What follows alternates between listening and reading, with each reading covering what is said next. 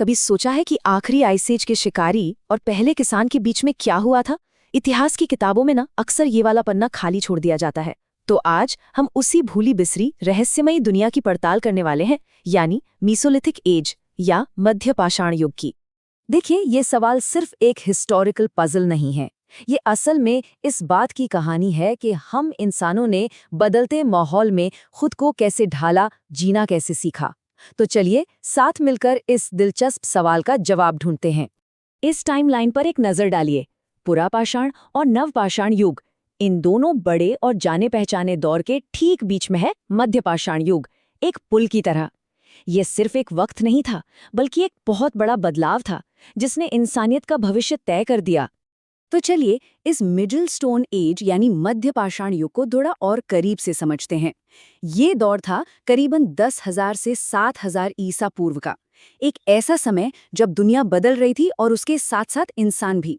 इसे late stone age या उत्तर पाषाण युग भी कहते हैं, पर सच कहूं तो ये सिर्फ एक नाम से कहीं ज्यादा है। ये असल में एक क्रांति का दौर था जिसने हमारे जीने के तरीके को हमेशा हमेशा के लिए बदल डाला। तो सवाल ये है कि इस नए दौर में इंसान ने जीना कैसे सीखा। ये सिर्फ किसी तरह जिंदा रहना नहीं था, नहीं, ये था सर्वाइवल 2.0, जहां हर दिन नई चुनौतियां थीं और नए आविष्कार भी। सोचिए जरा, एक ऐसी जिंदगी जो पूरी तरह शिकार, मछली पकड़ने और जंगल से खाना इकट्ठा करने पर टिकी हो। बस यही थी मध्य पाषाण युग के लोगों की हकीकत। पर ये कहानी का सिर्फ एक हिस्सा है। और फिर एक ऐसा मोड़ आया जिसने सब कुछ बदल दिया। इंसानों ने पहली बार जानवरों को पालतू बनाना शुरू किया और जमीन पर पौधे उगाना। मध्य प्रदेश और राजस्थान में मिले सबूत हमें बताते हैं कि ये खेती की क्रांति की बस एक शुरुआती आहट थी। देखिए, हर बड़ी क्रांति के पीछे एक टेक्नोलॉजी होती है। इस युग की टेक्नोलॉजी ने तो दुनिया ही बदल दी। और सबसे हैरान करने वाली बात यह है कि इसकी शुरुआत एक बहुत ही छोटी चीज से हुई। इस दौर का सबसे बड़ा, सबसे जरूरी आविष्कार इतना छोटा था कि उसे माइक्रोस्कोपिक कहना गलत नहीं होगा। एक छोटा सा पत्थर का औजार जिसने शिकार और खाना जमा करने के तरीके में ही क्रांति ला दी। सोच सकते हैं, सिर्फ 3 सेंटीमीटर, अरे अपनी उंगली के एक छोटे से हिस्से के बराबर। ये रेवोल्यूशनरी टूल इतना छोटा था, लेकिन इसका असर बहुत बहुत बड़ा था।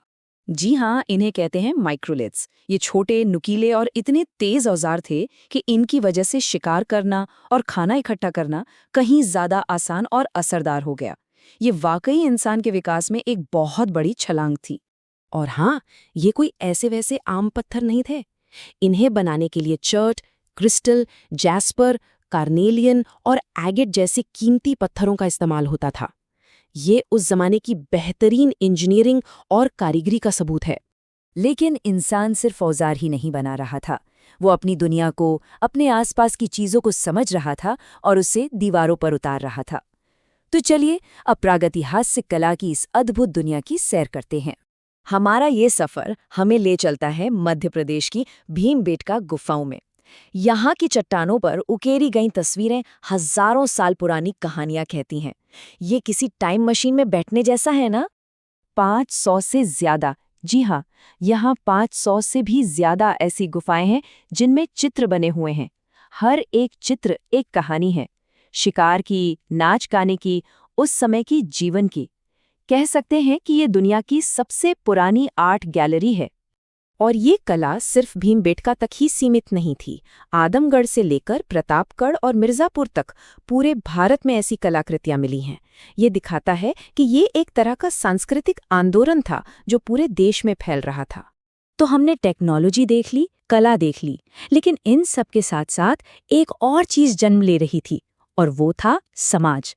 तो चलिए अब पुरातत्व की मदद से उस खोई हुई दुनिया के कुछ और राज खोलते हैं। अब हमारा सफर हमें राजस्थान की ओर ले जाता है, जहां हमें मध्य पाषाण युग के समाज के बारे में कुछ बहुत ही अहम सुराग मिलते हैं। यहाँ हम देखते हैं बागोर को, जो भारत की सबसे बड़ी मध्य पाषाण साइट मानी जाती है।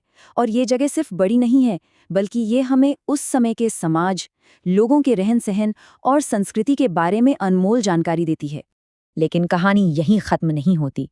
कुछ और जगहों पर तो हमें कुछ ऐसी गहरी चीजें मिली हैं जो हमें उनके विश्वासों की दुनिया में ले जाती हैं। यह हमें बताती हैं कि वो लोग सिर्फ जीते नहीं थे, बल्कि सोचते भी थे। जैसे गुजरात के लंघनाज और मिर्जापुर के मोरहाना पहाड़ में हमें प्राचीन कब्रें मिली हैं, और यहाँ मिले कंकालों के साथ दफनाई गई चीजें इशारा करती हैं कि शायद वो भी मृत्यु के बाद जीवन या किसी तरह की आध्यात्मिक शक्ति में विश्वास करते थे। तो जीने के तरीके में, टेक्नोलॉजी में, कला और समाज में ये जो सारे बदलाव हो रहे थे ना, ये असल में आने वाले कल की नींव थे। ये वही आधार था जिस पर आगे चलकर नवपाषाण युग और बड़ी बड़ी सभ्यताओं का निर्माण हुआ। तो इससे एक बात तो साफ होती है कि इतिहास की बड़ी बड़ी कहानियों के बीच ऐसे कई गुमनाम दौर छिपे होते हैं। मध्यपाषाण युग हमें यही सिखाता है कि इतिहास में न जाने ऐसे और कितने पुल हैं जिन्हें खोजना अभी बाकी है। क्या ख्याल है?